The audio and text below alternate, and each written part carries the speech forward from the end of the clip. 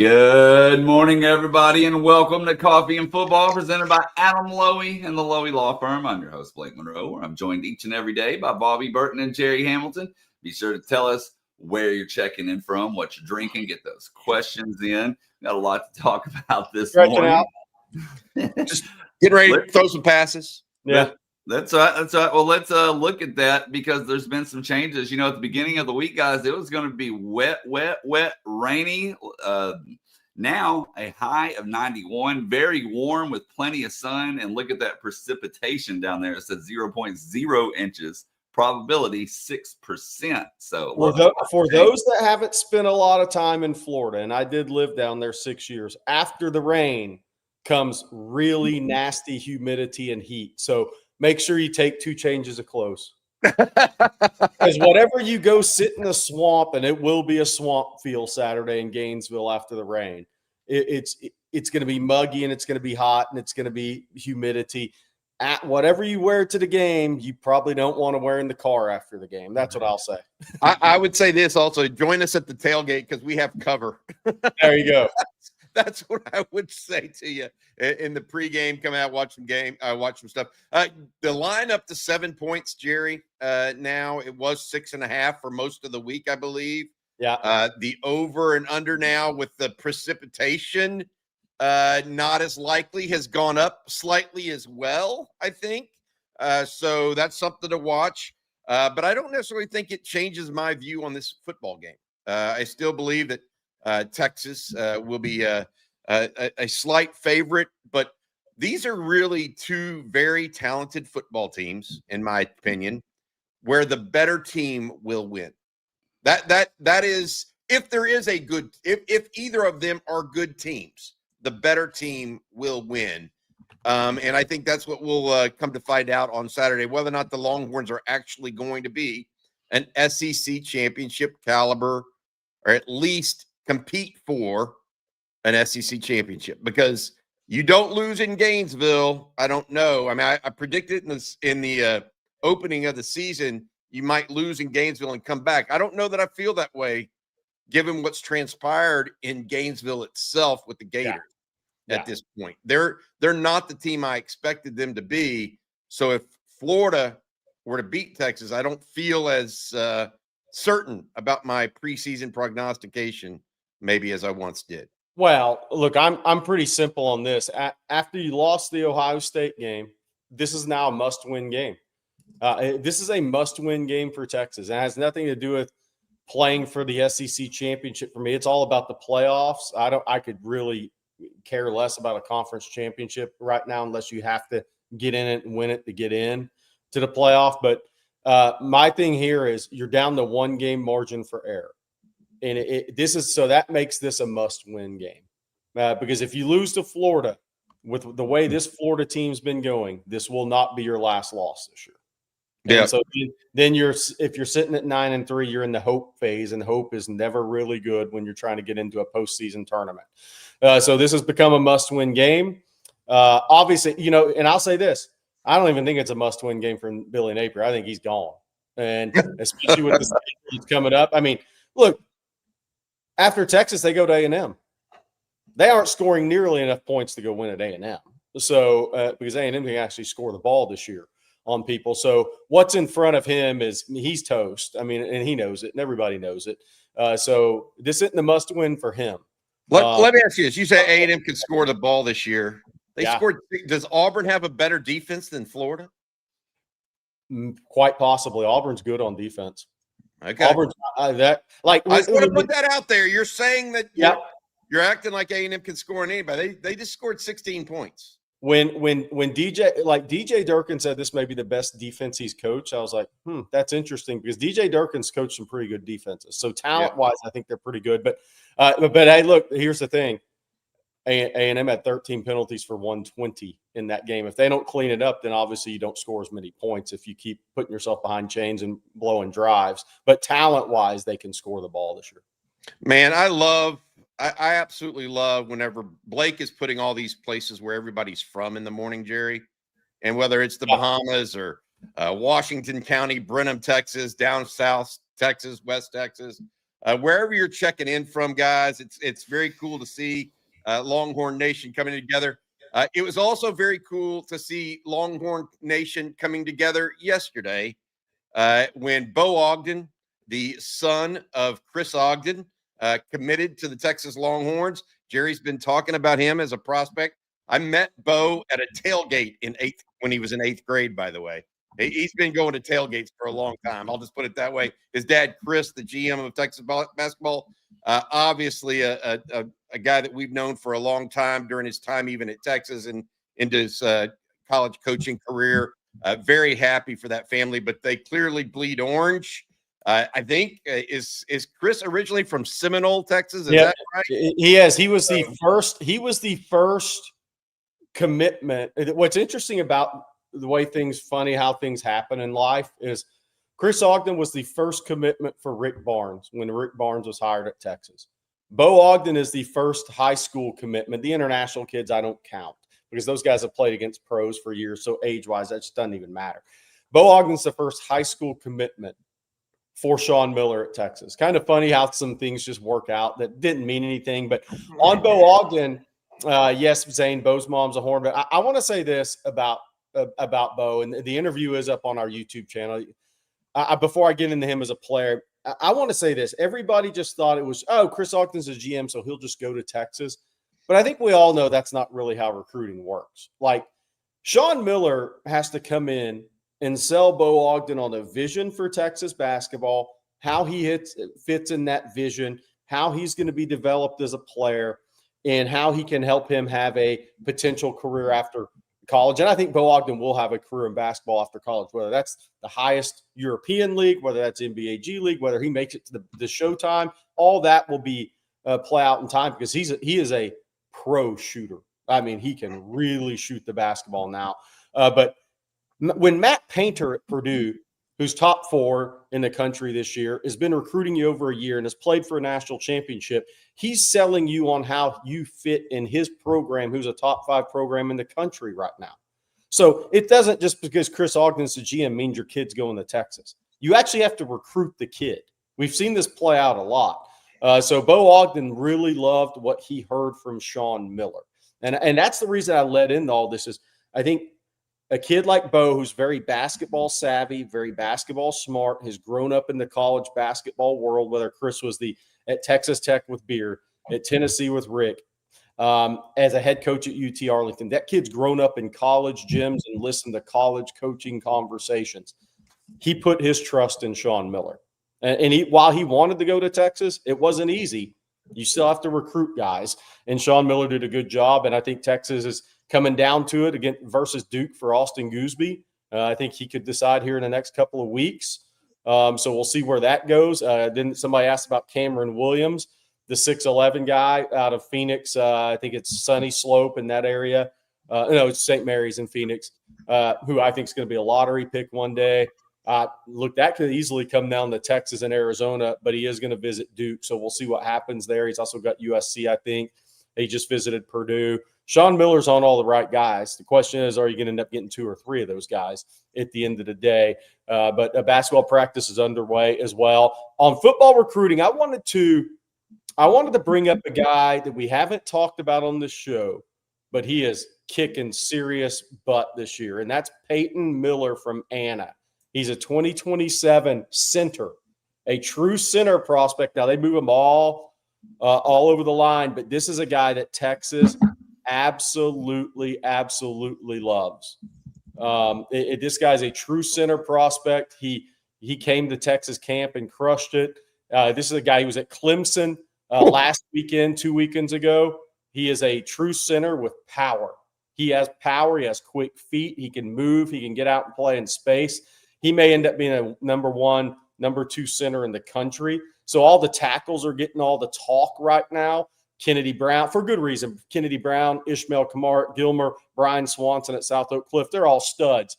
But there is a center prospect in this state that may be the best in the country next year. And he'll be on campus for the Arkansas game and probably A&M game as well. Texas is recruiting this guy as hard as hard as they are, any offensive lineman in 27. He put up some junior tape, so I just wanted everybody to see it because he is a pretty athletic center, Bobby, with power that can play in space, man. You can do a lot of things with a center that can pull like this. Yeah, well, he's I don't know how athletic he is vis-a-vis some other guys, but when he's man on man, he can flatten his back and move people for sure. Really good prospect. That's really clear in my opinion. Hey, Jerry, you talk about recruiting and you mentioned this 2027. You talked about basketball recruiting. One of the things I wanted to go back to on basketball recruiting, this leaves Trevor Gooseby and his brother, Austin Gooseby, as the lone other high school recruit that Texas is going after in this recruiting class, or is there more than just Austin? Yeah, there's quite a few more. The big Cameron Williams, and again, I want to say this. People say, "Oh, well, Austin Gooseby should just go to Texas," but it just doesn't work that way. Look, you have to truly win these recruitments. The kids have to be comfortable with their decision. And Austin Gooseby, I mean, when you're sitting there and your visit list is, and Duke wants Austin Gooseby badly. Look at how many guys they're bringing in for an official visit. Duke's trying to get him back on campus before he makes a decision because I think they know Texas is stiff competition here. He just went to BYU.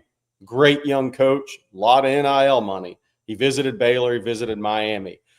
Turned down a couple of other visits elsewhere, but that one's a battle. It's not easy. I mean, people just, it's Austin Gooseby. He'll just go to Texas. It just doesn't work that way. I mean, where's Jalen Locke going right now?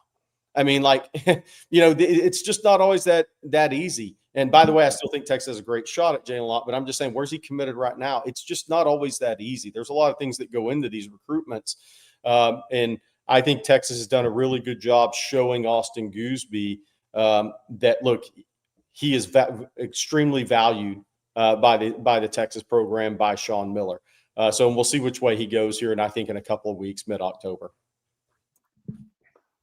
We have Tony Hills joining us here in just a moment. But first, Bobby, I'm going to let you tell everyone this morning about our sponsor, Adam Lowy. Yeah, absolutely. Adam's been a long-term sponsor of On Texas Football, and we appreciate him very, very much. Adam and his firm have been helping injured Texans for 20-plus years now. A Texas law school grad. Adam and his firm focus on people who've been in accidents and think they might be due compensation, whether that's from their insurance or from someone else's.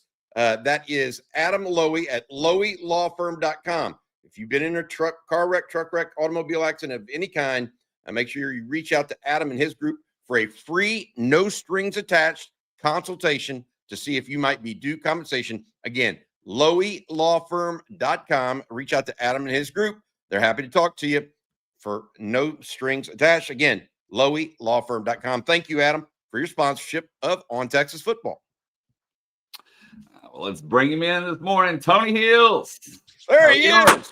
What is happening? You already know what it is. It's your man. Listen, let me tell you guys something. I was reading a philosopher. All right, Bobby. I'm not going to tell you who it is because, quite frankly, I can't remember. But this is what he said. He said, earthly opinions do not affect eternal truths. And so why I'm saying that is that it is an eternal truth that we played this Florida team 3 times and we've been successful. I don't see us not being successful coming into this week. I want to get into it. Ask me the questions. Let's get the fans hyped. And I'm going to tell y'all right now, if you're at your job, right, if you are at a place that you do not like, for the next 15 minutes, I'm going to give you everything you need for you to ignore that space. Come follow us. Listen to what we got to say. It's time to get it going. Let's get it cracking. What's happening? Hey, Blake, hold on. Blake, I missed you, buddy. Missed that smooth sound. I was thinking about you last night, man. And I said, you know what?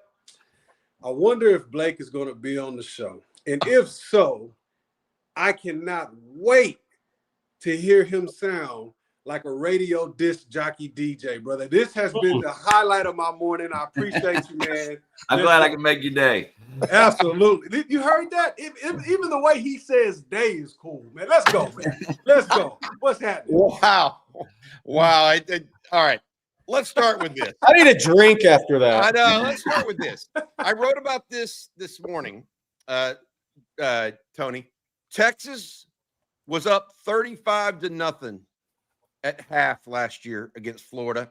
The Florida defense, they were shambles isn't the right word. Disarray. Yeah.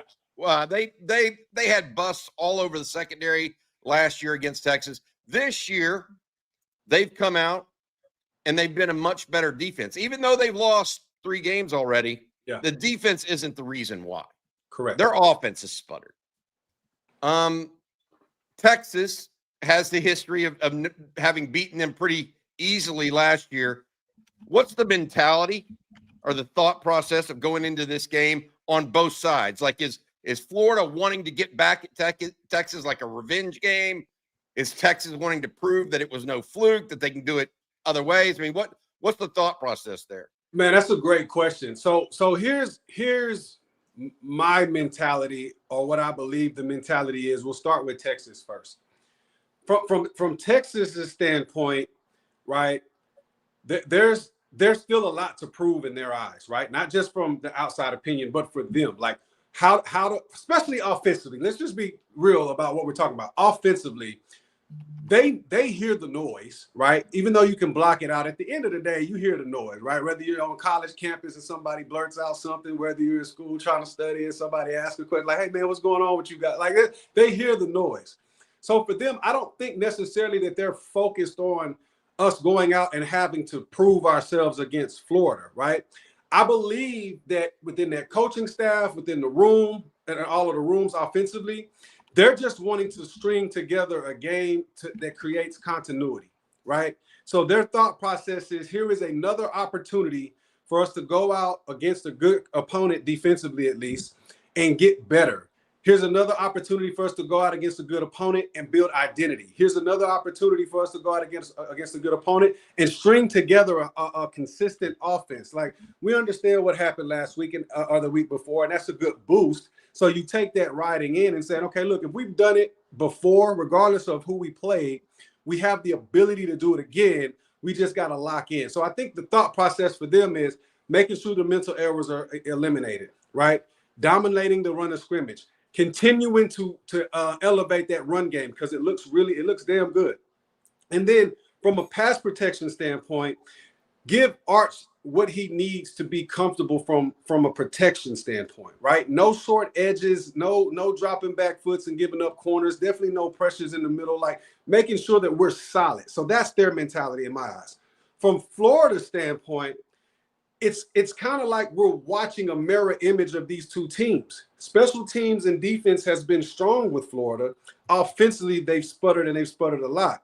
Now, I don't know about the whole injury thing with DJ and everything like that. I've read a couple of things about him battling certain injuries and stuff like that. But at the end of the day, they're just not getting really good quarterback play, and it makes it hard for offense to find consistency. It's the same thing for Texas. Prior to 2 weeks ago, we were in that same boat, right? So I think for Florida, they understand that they're in this game, right? They're at home. They're going to be hyped. They're coming off, a tough performance against the Canes, right? I believe for them, they just want to go out and prove that they have what it takes, and they want to use this game as a launching pad to turn the season. So I think those are the tale of the tapes for both of these games. It's going to be a great game. Throw the records out. It's going to be a game. It's going to be a great game. Hey, here's a question from the chat. And this is actually interesting. Now, the weather's starting to change for the game day, but it's a rainy week all week in Gainesville and in Florida. Yeah. Ask Tony about the difficulties of keeping your footing on the OL if it's a wet, sloppy field. Not sloppy, but damp, wet, slick field. Yeah, no, that's a great question, because it does make a difference. The what you do, or what I've done in those type of situations, as opposed to going to the molded cleats as a lineman, we go to the molded spikes, right? A little bit, it's a little longer mold. So on the molded cleats, that's really good for turf fields, because like it doesn't stick within the turf, right? The turf it slides, right? It's like a gliding situation. But with grass digs. So you want to make sure that you have something to be able to put your feet flat down and get a boost off of, right? And the next thing as an offensive lineman is you got to be really good with your feet work and not being overextended. It will expose you. You'll find yourself, if you're overextended and losing traction, you'll be overextended and slipping all over the place. So you got to make sure that your feet are underneath you. Listen, these guys have played in these conditions before at some point, right? So they understand what's at stake, but we can't allow that to be the reason why we're not getting things done. So make sure you got the right cleats. Get out there and do what you're supposed to do. That's really the thought. I want to follow up with that. Whether even if it's not a wet field, this is the first game on grass this year for Texas. Everything else has been on sport turf. Do you cleat change? Yeah. I mean, where do you go as far as that? Because there is a difference when you've played 4 games on sport turf and now you're going to grass. Not that it's a difference between winning the game, it's preparation. Well, they practice on grass every day. Yeah, every day, right? Every day. Yeah, so it's not like they've never seen grass before. They practice on it every day. So and you have different shoes for different surfaces, you know. So that's I'm pretty sure, you know, the equipment guys will have all of that stuff prepared and ready for them. As it pertains to performance, I don't believe that it affects performance, right? At the end of the day, a seal block is still a seal block. A cutoff block is still a cutoff block. You know, keeping your base and keeping an extension between you and not letting defensive ends and defensive tackles get into your chest. All of those things still apply. So I don't believe that it's going to be a big of a deal. But at the same time, in this regard, because of the fact that we have a pretty consistent, or we have been pretty consistent and pretty dominant in the run game, that travels. So if we have to shorten the game a little bit, not to give so many opportunities to the defense, slip, you know, wet tip balls, drop balls, anything like that, and we got to put it on the ground a little bit more, then we have the ability to do that. And I believe that's one of the biggest differences between last year and this year, is the ability to travel with the running game. Defense, running game, special teams, all of those things travel. Tony, what about the wounded dog aspect from Florida's perspective? You may have never been 1-3 at Texas, right? But you probably were 1-3 at some point in the NFL. Yeah. Right. Yeah. Don't remind me. Yeah. But seriously, DJ Lagway, you know, came into this season with so many expectations. Billy Napier thought he had turned it around at Florida, yet he's right back where he started. Yeah.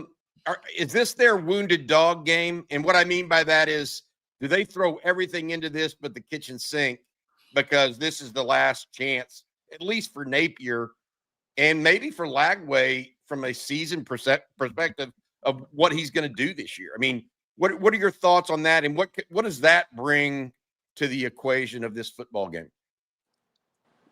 So you have a coach that's fighting for his job. You have a team that hasn't performed well. I also read somewhere where they rallied around DJ, took him out to dinner, turned their phones off. This is a team that's searching, right? So team meetings. They're having team meetings. Correct. Yeah. Never good. player only team meetings. This is a team that's searching, right? And yes, from a standpoint of, you know, excitement, of effort, of will, all of that's going to be in this game, right? Here's the reality. All of that goes out the window when you put the pads on, right? You can be excited all you want to be, but when you're excited and all of a sudden you're giving up 30, 40 yards on swing passes and you can't stop the offense from running the football, like all of that hype and throwing everything and whatever we got, all of that goes out the window. At the end of the day, what you look at in this game is there a talent discrepancy, and is one team more consistent than the other? Whichever team is the team that usually wins the game. Here's how Texas loses against Florida. If Texas beats Texas, that's it. That's literally the only way they lose this game. If Texas beats Texas. What do I mean by that? We come out on first down, we run a toss sweep or something to that nature, or a trap play. We pick up 12 yards on second down, and then it's a holding call. That's Texas beating Texas. If it's 3rd and 5, everything is perfect. The receiver is open. We hit them in stride. We have a penalty that brings that back, like those type of things, right? All of the things where we're just right back into that inconsistent, no continuity type of offense. That's what'll keep Florida in this game. If Texas comes out and they're firing on all cylinders, right? I just don't see, at least offensively, how Florida keeps up with the amount of explosiveness and the explosive players that we have at Texas. I just don't see that happening. So what I'll be looking for is to see, are there illegal formations, right? Are there big plays and then they come back for a holding call, right? Are there drop punts? Like just stuff that we regularly don't see. Does the defense, is the defense out of position on a play and then they get burned for a deep ball? Like just stuff that we don't see. That's Texas beating Texas. What I want to see is consistency, attention to detail, and you doing the thing, not regular football plays. Those happen. But the things that you can control, controlling those things, and most importantly, offensively, controlling the line of scrimmage. We have to do that. Hey, question, Tony. All the talk around this game has been the Texas offensive line versus the Florida defensive line. The reality is Florida's defense plays a three-man front. Yeah. To me, almost the key is going to be the linebackers, and Texas getting hats on linebackers in the run game. Kind of talk about that from a scheme standpoint, because Florida's a three-man front, but it's a bigger three-man front. They're not. So how important is it getting hats on linebackers in the run game this week? Yeah, well, the reality is just it's a three-man front, but because of they run it like Pittsburgh did, right? Pittsburgh had the James Harrisons, the Lamar Woodleys. These guys were defensive linemen, man. I mean, they're just a bigger version of athletic defensive linemen. So by alignment, it's 3 down. By personnel, we can still identify it as 4 down. Whether you want to identify it as an over front, where you have, you identify the right side end, the nose, the left side end, and then the outside linebacker, you call that 4 down and call it with a wheel on the line. So we'll call it a 5 down front. Like there's easy ways to identify this. It's just spacing, right? It's just spacing. And so what happens is, as long as we're on point with the mic ID, who the mic the identifier is for the plays that we're wanting to do, and we're not missing in that line, from an athletic standpoint, it's still the same thing. Now, if these guys were a little smaller, you're talking about your Von Miller types. Okay, well then that's different, right? Because now you're dealing with short area quickness, which the advantage is going to go to those smaller types. But to counteract that, now just run A gap and B gap rundown plays and make them be physical, right? Zone, stretch them, run them, seal off cutbacks. Because with the 3 down front, there's a lot more space. So if you get a 5 technique cut off, now you're one-on-one with the jack linebacker, right? I'll take that matchup with our shifty backs. I'll take our matchup with our bigger backs, right? Any day. So it's just going to be about Texas getting a hat on a hat. But, I mean, 3 down, 4 down, it doesn't matter. It still goes back to Texas not beating Texas. That's what it still goes back to. Speaking of that, it's time for your score prediction this game, Mr. Hills. What do you got in this one for us? Listen, so I know, Texas is feeling good. Had 600 yards of offense. Had a little bye week to work on some things and put up all these points, right? But you're on the road. We still haven't proven consistency against a formidable defense. So I'm gonna say Texas has it in to put up 28 offensively. I can see them putting up 28 offensively. Statistically, we're only giving up about 7 to 8 points a game. So let me go 28-7 Texas. Woo! Wow. Yeah. I see our defense like when you're a believer in the defense. Yeah, man. Listen, they're playing. It's the SEC. It's Florida. It's a team that is recognized regardless of record. It's a team that's recognized, and the defense comes out week in and week out with something to prove. Like they're like a dog on a bone, man. They're not satisfied with their performances. You know what I mean? And I love it. Shout out to PK and what he's doing over there with those guys. But yeah, 28-7. That's what I'm going with. All right, Tony Hills, thank you so much, bud. Thanks for bringing the juice each and every Wednesday on Hump Day with Hills. Tony, thank you so much, buddy. You be good, man. Absolutely, absolutely. And all the people, man, I hope you guys enjoyed the ride. Looking forward to seeing y'all next week. And tell your boss that it's 8:48 and OU still sucks. Hook 'em horns, baby. Big week next week, Tony. Yeah, baby. We're up there with you next week. Yeah, I'll be there. I'll be there. I got to say this. Thanks, Tony. Have a good one.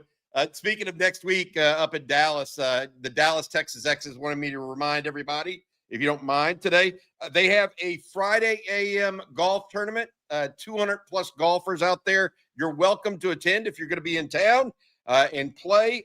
Just go to DallasTexasX's.org. That's DallasTexasX's.org. They also have the evening bash before the clash and pep rally, as well as the tailgate day of the game just outside the stadium. That's the tailgate Jerry and I will be doing, I believe, after we do a show that morning. But anyways, again, Friday a.m. golf, bash before the clash tickets and pep rally, and then the tailgate tickets also can be located at DallasTexasX's.org for Texas OU Week. I also talked to Barry Trammell, the Tulsa World guy. I've been texting with him. He's going to be on at some point with us next week to talk the Longhorns too. So, all right, talk the Sooners and Longhorns too. So we got a bunch coming for Texas OU, but first and foremost, we got to talk about the Gators. By the way, I forgot to mention we were talking about Bo Ogden. Jeff Howe and I have an interview coming up at 11 this morning with Texas basketball coach Sean Miller, which we'll bring to you on this channel at some point, either Wednesday or Thursday here. So it's going to be a nice long interview with Coach Miller as they're about a week into practice right now. Good stuff, Jerry. Yep. All right, Bobby, before we move on, I'm going to let you tell everyone this morning about Duck Camp. Yeah, Duck Camp. I'm wearing one of the shirts right now. Makes gear for folks who live for being out there, whether that's in a duck blind or sunrise at DKR for a Saturday kickoff. Born right here in Austin, Duck Camp builds best-in-class hunting and fishing apparel that works just as well for a full day in the field as it does for a long day of tailgating. From sun protection shirts that keep you cool during those early season scorchers. I'm going to be wearing Duck Camp on Saturday for the Florida game, by the way. Or their iconic game series hats that feel like instant classics. Duck Camp gear is ready for football season, hunting season, and every season in between. Get out there, stay out there, and hook them. Shop Duck Camp at duckcamp.com. And this is a really good special right now, guys. Use promo code ONTexas25 for 25% off. That's ONTexas25 for 25% off. Guys, their stuff is absolutely high quality, and I love it. Again, just check out duckcamp.com, see if there's anything you like, and use promo code ONTexas25 for 25% off. And I'm going to tell everyone this morning about PrizePicks, because we make decisions daily, but on PrizePicks, being right can get you paid. And with football season now here, it's time for you to make that money. It's simple. You're just going to pick more or less on 2 to 6 player stat projections. If you get those picks right, you cash in. And it's the best way to get in on sports action in more than 40 states, including California, Florida, Georgia, and of course, right here in Texas. And I put Arch Manning stat projections up on the screen right now. I actually have Arch having at least 1 rushing touchdown, DeAndre Moore to have more than 39.5 receiving yards, and Ty Simpson to have less than 3 passing touchdowns. So come join me on those picks or make your own in less than 60 seconds. Turn your sports opinions into real money. Download the PrizePicks app today. Use code ONTexas when you sign up. They're going to give you $50 in lineups after you play your first $5 lineup. Again, that's code ONTexas to get $50 in lineups after you play your first $5 lineup. That's PrizePicks. Run your game. All right, Jerry. We keep that graphic up there. Me and Jerry going to play a little game here, and I want to hear from the chat as well. Over under on these passing yards, rushing yards, and TDs, Jerry. You know what my first thought is on this? Boy, they're expecting the Florida defense to be successful against Texas. Yeah, because 22-17, yeah. I mean, that's not – I mean, look, what's going to happen in the game, who knows? What needs to happen in the game, Arch needs to be over 217.5. He needs to be over 217.5. If he's under 217.5, man, that means offense has been a struggle. for Texas, in my opinion, because look, we can look at it all we want, but 200, that's a number that's very important to me. I mean, like, I know Carson Beck was 17 of 30 for 160 against Florida, right? But Miami ran it. Their two running backs ran it for 200 yards, 42 carries for 196 yards and 3 touchdowns.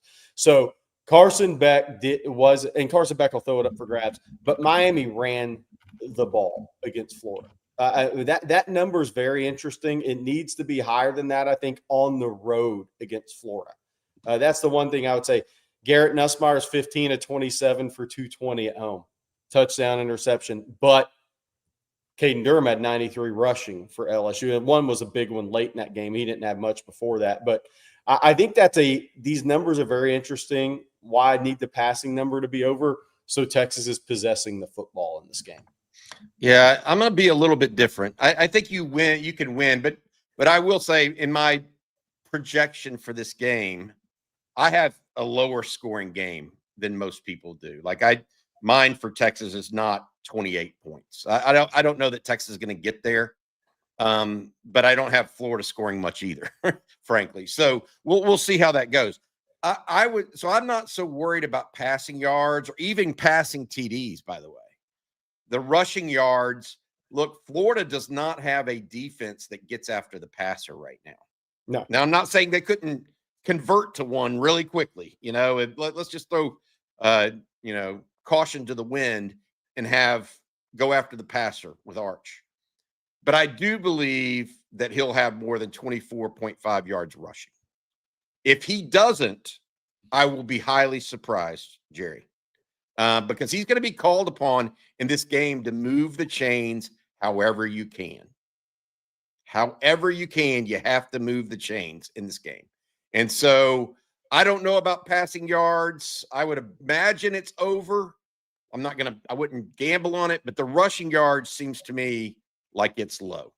It really does. Passing TDs, I think that's, probably going to be low, but you never know. I just feel like rushing yards, Texas is going to have to use Arch Manning in this one. Yeah, it'll be interesting because I do not think Texas will run the ball as well as Miami did against Florida. I think Miami's offensive line is really good. And so I think there's going to be a little more put on Arch Manning's arm in this game. And I think Florida's going to put it on Arch Manning's arm in this game on the road and see if he delivers. So it's going to be interesting. I think Florida is going to say, Arch, win a game on the road. Yeah. For those of you that are listening on podcast, the over-under number for pass yards, 217.5. Over-under for rush yards, 24.5. Passing TDs, 1.5. Yep. And that's on PrizePicks. And by the way, it's a good time to mention because somebody asked earlier about Miami DB injury. Dijon Johnson, a starting corner, is out for the year. He got hurt right knee against Miami. They announced he's out for the year. They should get Aaron Gates back, who was a starter the first 3 games of the year, missed the Miami game. He should be back. So it's it's not a trade-off when you lose a guy for the year, but they do get a starter back. They lost a starter in the Miami game. They do get a starter, expected to get a starter back unless he has a setback this week. But Aaron Gates is expected to be back for them this week in the secondary. And Florida's got some injuries on defense, though. This is not – those 3 games took a toll on them. We talked about it. Those are 3 physical games because that South Florida quarterback was a physical 6'3", 235-pound guy, and that was a physical offense with him. So Florida's got some injury issues on defensive line and secondary. So it'll be interesting to see. Jerry, I know we need to get to questions, Blake, and all that stuff, but Jerry, I've got to do something about the witch in the background. It's like making me think I need it in your background right now. You got that witch. I think it's like what do they call those voodoo dolls that you poke somebody? That's like scaring me a little bit. Like, who are you? If you're putting a pin in somebody, is it Billy Napier? Who are you going to do that to? Yeah, it's John Mateer's thumb. This is for John Mateer's thumb. Okay, I got it. There we go. Because Oklahoma I knew it was fans, some people are saying in the chat, Oklahoma fans are convinced he's playing next week. They're convinced. Okay, good. Yeah. Let's see it. Run him 10 times. Yeah. Ruin. I mean, if Brent Venables makes that decision, it's up to him. I'll be happy. Who? Kim Mulkey. That's a lot. That's This what everyone's calling you, Rich. is the worst dressed version of Kim Mulkey. Somebody's saying the best dressed version. Somebody's saying Aaron Gates is now having shoulder surgery, so he had a setback. I had not heard that. So he's having so Aaron Gates will not be back. I did see that this morning. Yep. Okay. I forgot about that. Seen that prior to the show because Billy Napier was saying unless there's a setback, they're hoping to get him back this week. So obviously he had a setback. But yeah, no, Kim Mulkey's, she at least dresses well. Something spooky about that, dude. We are in October now. Yes, happy October 1st to everyone. October 1st. Yep. All right, let's jump over to some super chats this morning. Going back to Ogden for a second. Jeff Carey. Jerry, how good is he at assist and defense? Bo Ogden's a really high IQ offensive basketball player. He makes the right play, he makes the right reads. It's a game of reads, right? He makes the right reads and the correct plays as an offensive player. Defensively, he's a smart defender. He knows how to use his length. One thing about Bo, I'll tell people is, and I've watched him a lot, is he has got some competitive a-hole in him, and I love it. That's what you have to have. He is a physical kid, but he plays smart. But he wants the ball in key situations. He wants to guard people in key situations. He has the makeup you're looking for. He just knows how to play. And so is he going to have to guard guys that are quicker than him on the perimeter at times? Sure. Can you still guard guys effectively? Yeah.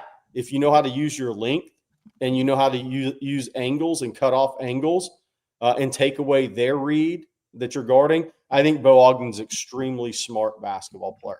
I call guys like him Final Four players, and I'm not guaranteeing Texas is going to a Final Four, but when you look at around college basketball, guys who are elite shooters, guys who make really good reads on the offensive end, good plays, winning plays, can make winning plays defensively, understand angles defensively, and want the ball in their hand when it matters most.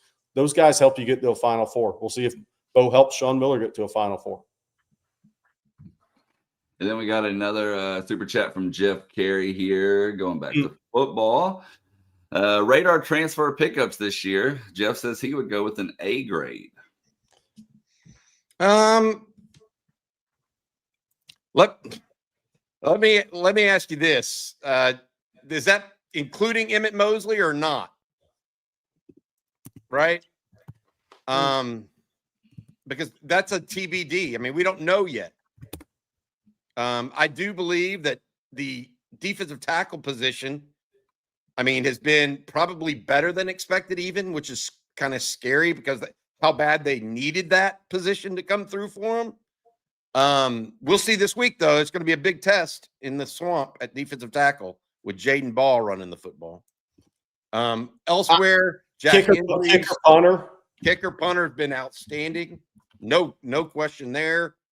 My only question is, should they have taken more in the portal, potentially, in retrospect? I think that's a fair question, right? But overall, I think that they didn't – I'm not sure they made a mistake in the portal. No. Which is half the battle. A lot of teams take guys just to be taking them, and Texas themselves have made mistakes in the portal before. I think they're getting better at the portal. Everybody's playing that they got in the portal, right? Yeah, I would say B plus, A minus right now because I don't think we've seen Jack injuries involved like we're about to see him involved in more targets coming up. And Mosley hasn't played, but I agree. That may be even a hard grade because Murad Watson's really good. Hero Canu's gone past expectations. Now, yes. It's three of those teams aren't very good, but gone past expectations. Travis Shaw's been solid. All those guys have been solid. Cole Brevard in his role, solid. Kicker punter's been really good. Injuries is a really good player, right? And I think he'll get more targets. But yeah, Brad Spence is one guy who I expected a little more from. But whenever he gets in, he's rushing the passer. He's being an effective player. We'll see if they turn him loose a little bit more, if there's some things they start to toy with schematically coming up here in SEC play. But I love all the guys that they took in the portal, and I think Emmett Mosley is going to impact winning for Texas. I'm not saying he's going 8 for 110 every game. I think he's going to impact winning. I think he's really good. Love it. And our next super chat this morning, making sure I don't skip any here. Jay Lee. Thank you, Jay. I found the expectations for DJ this year strange, he says. Outside of the Samford game last year, he was 9 touchdowns, 9 interceptions, 140 rating, 56% completion for the season. I think it's a really good super chat, Jay Lee. And we've been talking about this. I did a podcast with Allie Peak from the Florida Gators channel yesterday, and then Everything College Football podcast yesterday. And we were talking about DJ Lagway. And look, the reality is he's got a big arm. He's a talented kid. I saw him in high school. He's a great kid, by the way. But against Power 4 opponents in his career, he's got 9 touchdowns and 12 interceptions. And that number is going to have to start changing soon. Else he's going to start to be talked about. And I know some people bring up other quarterbacks that maybe struggled early in their career, but we're getting past a small sample size now. The Texas at A&M, the rest of the season is really big for DJ Lagway because, there's NIL considerations and contracts coming up for these guys. There's probably a new coach coming in at Florida. Is he going to want DJ Lagway to be his quarterback, or is he going to go bring somebody with him that he wants to be his quarterback? I think it's all up in the air for DJ Lagway right now because 9 touchdowns and 12 interceptions, if that number doesn't start to really flip, if he doesn't show signs of at least being a 2.2, 2.5 to 1 touchdowns interception guy, it's going to be interesting to see where he's at next year. I don't think it's a given that if Florida hires a new coach, DJ Lagway is going to be their guy. He needs to start playing better. I mean, it can't. I agree with that. I mean, 9 and 12 is. Let's just say Lane Kiffin takes the job. I mean, if DJ Lagway doesn't start playing better, I don't think it's a lock that DJ Lagway is his quarterback. I would agree with that. As good, as talented as DJ Lagway is, I mean, you got to remember he's young. He's younger than Arch Manning. Yeah. I mean, he is, and so you have to realize that. And we'll see. And he's been injured. And that's the other. That's the other thing is look. Anytime you're on a pitch count, we talked about this. You're on a pitch count the whole spring, and then early in fall camp, you are not getting enough reps as a young quarterback. Right. So now they just throw you in the game, expect you to play well. That just doesn't really work that way with young quarterbacks. So they were forced to play him too early. Yeah. Last year when Mertz got hurt. Yeah. And so expectations, and he does have just this huge cannon of an arm. And he looks like a mix physically of Vince Young and Cam Newton. I mean, so he looks as pretty as you can look. You know what I mean, Jerry? And so the expectations just go over the top. Maybe he's not a good enough quarterback right now. The other thing that's interesting with all these quarterbacks is as college basketball assistant coach that made this comment to me. I was talking to him the other day. He said the amount of pressure all these quarterbacks in college are now under these major universities. He said I think people are going to underestimate it because these guys are making 7 figures a year now. Yeah. And some of them are flaunting it, which is not smart. You're adding a lot more pressure to your existence. If you're driving around in a Lamborghini and you have 9 touchdowns and 12 interceptions, you're adding a lot of pressure to your existence. Yeah. Expectations are you know what. Yeah. Absolutely. All right. Hey, we need to say thank you before we get to more super chats to one of our key sponsors, Hargrove Roofing. Thank you very much to our friends over at Hargrove Roofing with offices across Texas, including Austin, as well as Louisiana, Arkansas, and now even Tennessee. Hargrove Roofing will take care of all of your roofing needs, plus they're Longhorn friendly with partners like former defensive tackle Stevie Lee and current kicker Mason Shipley. They are the most pro burnt orange roofing company out there. No one wants to turn their home over to a company they don't trust. So call Hargrove today for a free, no strings attached roof inspection. Just call 512-645-3202. That's 512-645-3202. Hargrove Roofing. Know who's on your roof. Thank you, Bobby. And we got another super chat. Jerry, you'll enjoy this one. We broke to pay attention. Says for Jerry's Maui Invitational Fund, it's not much, but every little bit helps. Hook 'em. Nice. I will not be going to that trip. Somebody in this chat is, but I will not be going to that trip. That is Texas A&M football week. But Maui is going to be it's going to be a lot of fun for the Texas basketball team. I'll tell you that. I've never been to the Maui Invitational. I need to make it out there. On Texas football is not paying for that. Just on Texas basketball will, though.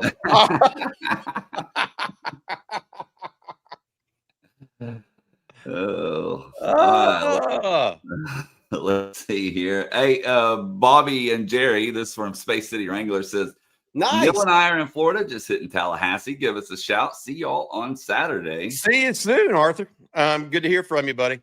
Probably having to clean off a lot of bugs off the windshield right now. Yes, he is. Yes, he is. Most likely. I'm going down. I leave tomorrow afternoon. I'll be in Jacksonville tomorrow night, and then I'm headed to Gainesville early Friday morning, so we can do the live show on Friday morning from Gainesville, hopefully with the stadium somewhere in the background. So it should be fun this week. Oh, yeah. By the way, if you're looking for things to do at the tailgate, and I know Neil and Arthur, those guys will be there as well, make sure you check out our tailgate for the Florida game. It is covered, so there'll be cover there. You can stay out of the sun. There are also going to be multiple food drops. All you can drink beer. There's some alcohol as well. Make sure you check it out. It's our tailgate.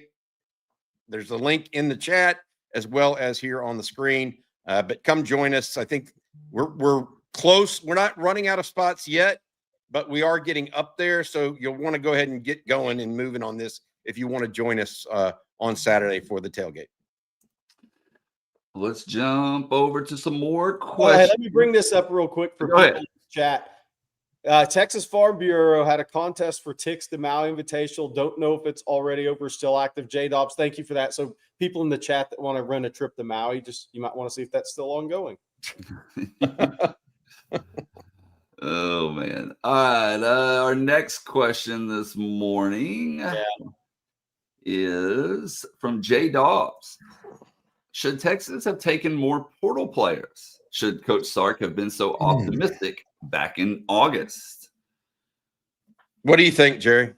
I think they could have used one on the offensive line, and I think they probably could have used a running back and a wide receiver, another wide receiver.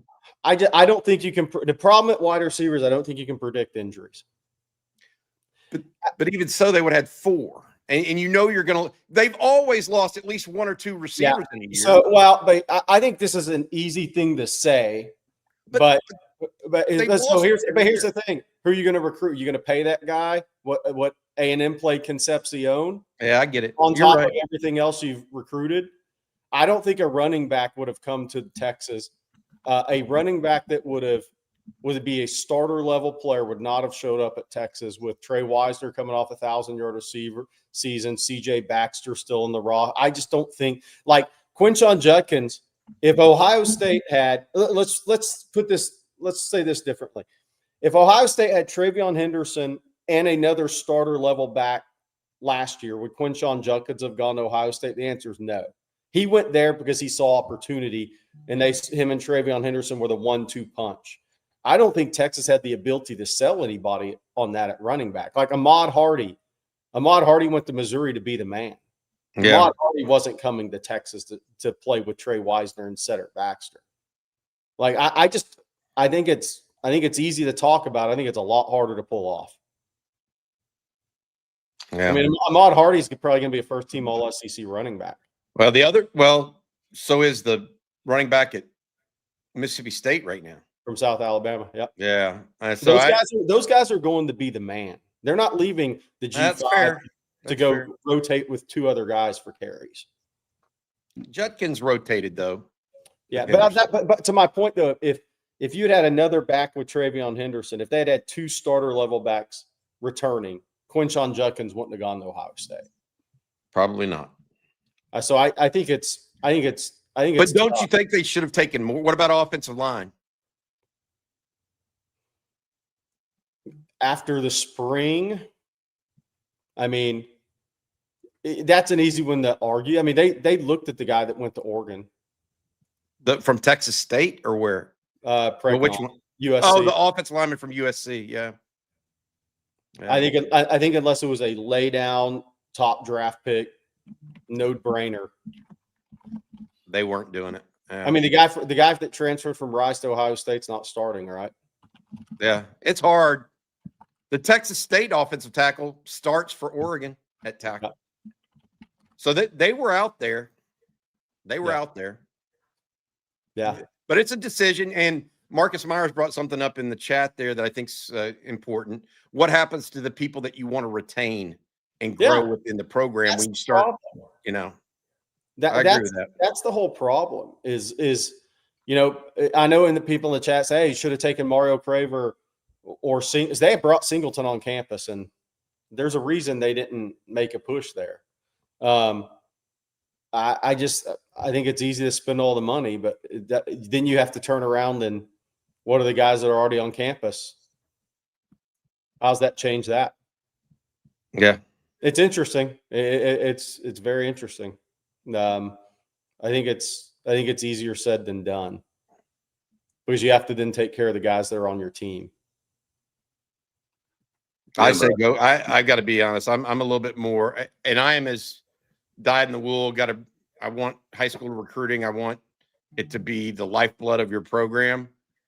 If you think that a guy's not ready, if Texas thought a wide receiver wasn't ready or needed an experienced guy, if they thought the running back room was worrisome because neither Christian Clark nor Jarrett Gibson were necessarily as good or had seen as much time because they were coming off an injury, or said CJ Baxter was uncertain. I think you have to be a little bit more, I don't want to say diabolical, cutthroat might be the right word that I'm looking for if your goal is to win a championship. Here's my question on wide receiver. How much would another wide receiver have helped against UTEP if Arch was throwing the ball in the stands? Yeah, I agree. So that's like people are like, oh, the player, just go get another player that solves the offensive issue. I say no, it doesn't. Ryan Wingo's been open and dropped the football. Arch has missed wide open guys. He's thrown at their feet. Like, who's catching the ball at their feet full speed? Eric Singleton running 4.3? No, he's not. It's like, so I'm like, I don't know. I hear the argument, but Texas has just played bad on offense this year before Sam Houston State. Yeah, 3 or 4 games, I think so. I agree. Yeah. San Jose State, they were okay. Yeah. But I agree with your take on that, Jerry. All right, Ed B with the super chat. Thank you, Ed. We appreciate you. Man, I'm jealous. In the Bahamas on vacation, but see you at the tailgate in the game in the swamp. Thanks for all the content. Hook 'em. Well, I hope you're having fun in the Bahamas because I hope is that tropical depression going through the Bahamas right now or not? Man, figured Jerry would know. It is going through there, but that just makes for a nice windy breeze. Well, the problem in the Bahamas, if you're in the Bahamas and the tropical storm, is the little umbrella in your drink gets blown away.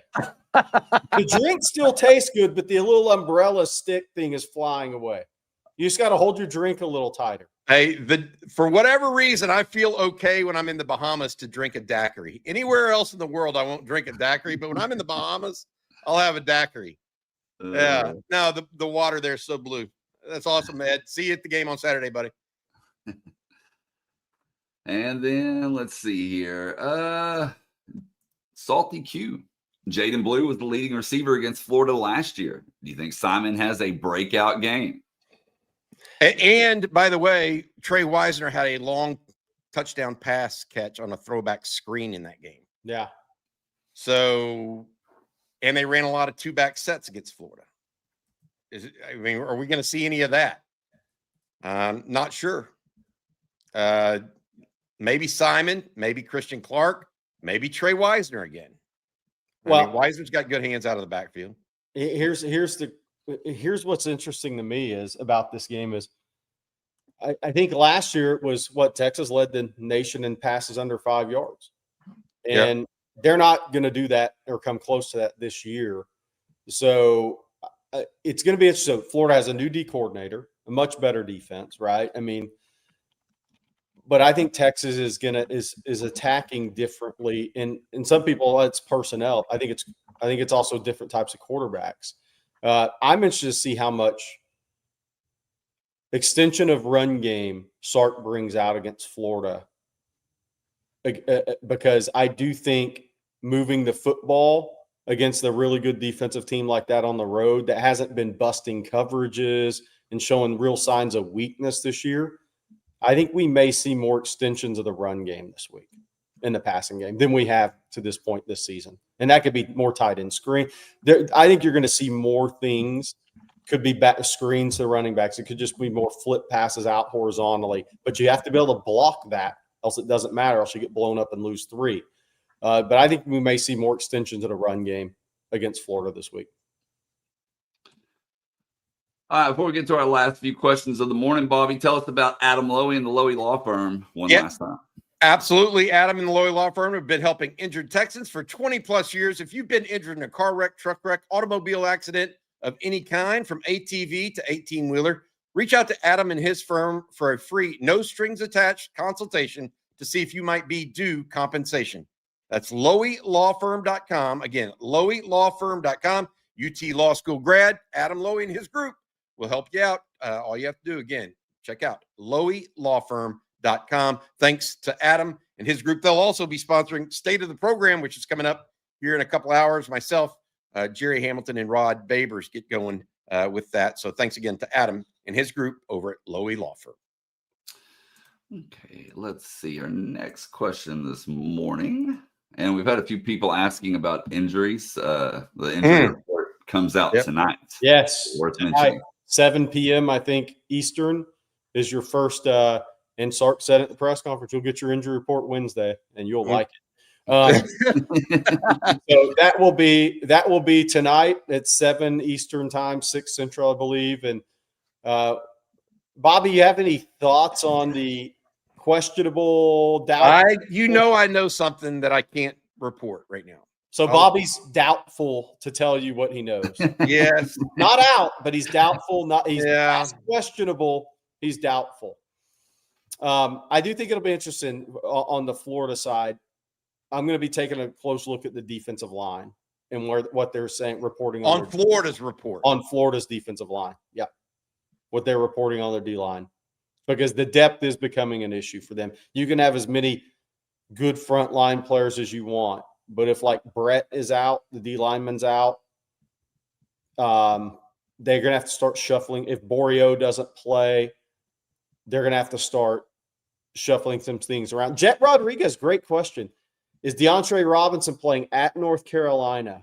He moved in the offseason. It's funny that DeAndre Robinson played a little bit at Florida. And, he transferred to North Carolina for whatever reason. And I think that was a mistake. He would have been playing a lot for Florida this year. But they've had some injuries too, but he was a 2-deep guy for them. Okay, our next question this morning comes from Texas Jasper. OTF, do we have a significant advantage in talent this week? Significant? No. Not in my opinion. Is there a slight one? Yeah, but it's not significant. Florida's recruited well. They have good players. They have talented players. That's the thing about the SEC. I'm telling you, you're not going to get, very rarely will you get significant talent advantage in the SEC. Yeah. You might have it every so often back when Vanderbilt wasn't very good, Kentucky, Mississippi State, some of those teams. But you just might get it when Arkansas comes to town. But you're not going to get it when you go play Florida, Georgia, LSU, Alabama, Auburn. It just doesn't. It doesn't work that way in this conference. So could there be a talent advantage? Yes. A significant talent advantage? No.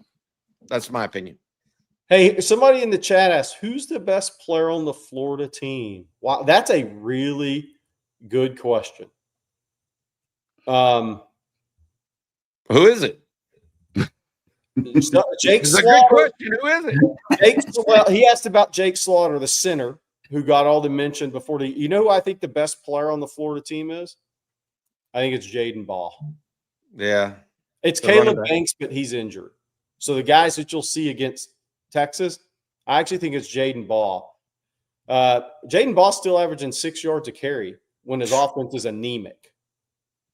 Against LSU and Miami defenses, 6 yards a carry. I mean, I know some of it was against first game of the year against Long Island, but Jaden Ball is still playing well through this offensive struggles. He's really good. Absolute stud. Yeah. Absolute stud. Hey, by the way, Ryan Nelson brings up a name. Here's a name for the recruiting junkies. Cormani McLean. And Billy Napier actually talked about him. Cormani McLean was a 5-star DB out of the Lakeland area, Lake Gibson, I believe it was, it took him a long time to put it together off the field and mentally. And he's actually finally starting to look like the talent, the player he could be. He's playing well for Florida this year, cornerback. Just remember that name. If he can keep it together, he's so talented. But he's had some of the Jonte Cook stuff early in his career, but he's overcome it, and he's starting to play really well for Florida. Kyle Vosch what happened to LJ McCray? He had foot surgery. I believe he's out for the season. The defensive end from Mainland, who was a 5-star prospect 2 years ago, who played as a true freshman. He's out for the season, I believe, or maybe he comes back late, but he's been out for a while for foot surgery, I think. Hey, I need to correct something. This is pretty important. So this morning, when I look, and I still have the screenshot, so I know I'm not crazy. When I pulled AccuWeather, Gainesville, Florida, it said 91, very warm, plenty of sun. Well, my browser refreshed as I was clicking through my tabs over on my other screen. Oh my gosh! Oh, it's going to keep changing. 85, rain. Wind gust of 30. Yeah. I was like, I know I had the right date, and sure enough, I did. It said 10-4 on that other screenshot I just sent y'all that I took, at 7 o'clock this morning. But this, as of 9:20 a.m., rain and a thunderstorm in Gainesville, probability of precipitation 75%, and then 2 hours ago it said 0%. So remember when you couldn't trust the weatherman, right? Now we can't trust Blake and his Google skills, or the Florida weather is just that crazy. Let me tell you though. Which one is it? If the wind is gusting 25, 30 miles an hour, I mean, if it's a consistent 15, that's going to have a big impact on the game. Oh yeah, big impact. Kicking game, punting game, throwing game. If the wind is actually that strong, forget about the precipitation. If the wind's actually that strong, that's going to have a major effect on that game. Yeah, that humidity at 70% with precipitation makes you want to have like 90% of your team be from Houston or New Orleans. Yeah. That's those two places at Beaumont. Yeah. Roll Left says it's supposed to rain 7 straight days in Gainesville starting tomorrow. That's kind of what I'd looked at earlier in the week. But again, the wind is what I'm watching. If it's gusty, swirling around in that stadium, that's going to have a big impact on the game, kicking, punting game, throwing game. Yeah. Anyway, I just wanted to bring that up because for the people who are coming in, like flying in today, that really impacts your golf. Oh, yeah. It impacts the golf, man. Man, that's very impactful. Oh, hey, Blake, bring up this photo because it went viral yesterday. We're going to close on this right here. So the Bo Ogden commitment, and congrats to Bo and his family. this actually kind of got some viral activity yesterday when Chris Ogden posted a photo, and I think it was also in Joe Tipton's edit commitment of Bo with Kevin Durant when KD was at Texas. Boy, is that a cool photo. And there was also a photo out there that helped it go viral that Bo was with KD, TJ, DJ, LaMarcus Aldridge, and Tristan Thompson. Because obviously Bo was on the staff at that time at Texas under Rick Barnes, and pretty cool. Pretty cool. How tall is Kevin Durant? My God. Those arms go. By the way, I've told this story before, but for those that haven't heard this, so y'all know, everybody knows here, Russ Springman's a really good friend of mine who's now assistant at Miami, and he recruited KD to Texas. And I would go in the gym before KD ever played a game at Texas, and it would just be him and Russ would just be rebounding, just getting in a workout. There was 2 or 3 times I went in there where for 15, 20 minutes, I'm not talking about the missing shots. The ball never even hit the rim. KD is a rare talent in sports. I mean, I've never seen a guy that tall, and he's about 6'11". He could absolutely shoot the basketball. He didn't have to have his feet set. Now, he had great footwork, and that's what made him good. But there were times where that ball wasn't hitting the rim, man. It was just net. And as a guy who played hoops and shot the ball pretty well, it was one of the more impressive things I've ever seen. I want y'all to go to your house and sit on the couch this afternoon or this morning and see how far your arms stretch from one end of the couch to the other. Those aren't even outstretched arms. Those are just like kind of lazed back. Yeah. He's already 2 full lengths of a – holy cow. Yeah. His wingspan's got a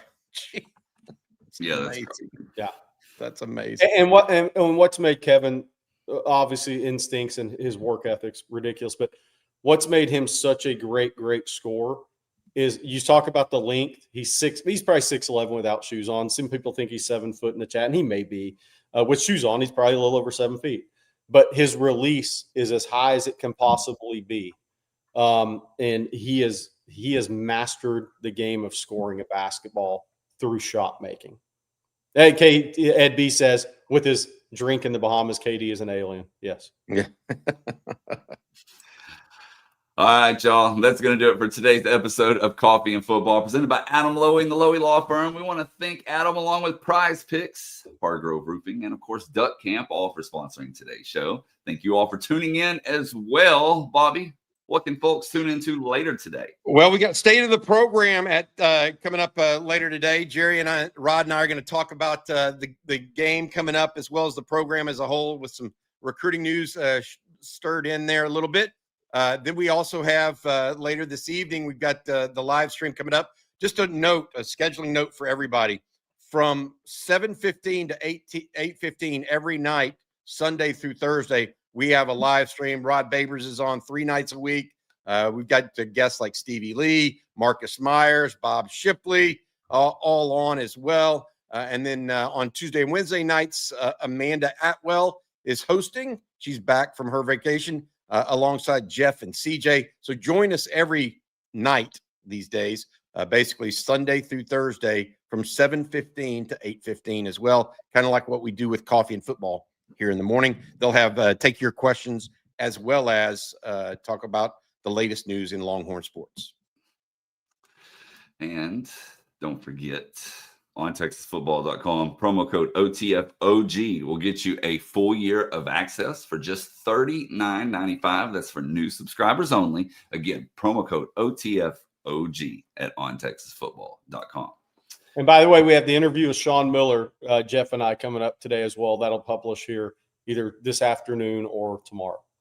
There you go. So stay tuned for that as well. And, of course, we'll be back tomorrow morning. Hope you all have a phenomenal day. So for Bobby Burton and Jerry Hamilton. We'll see what the weather looks like tomorrow. Yeah, we'll see. For Bobby and Jerry, I'm Blake Monroe, and we'll see you tomorrow morning. Welcome, Horns.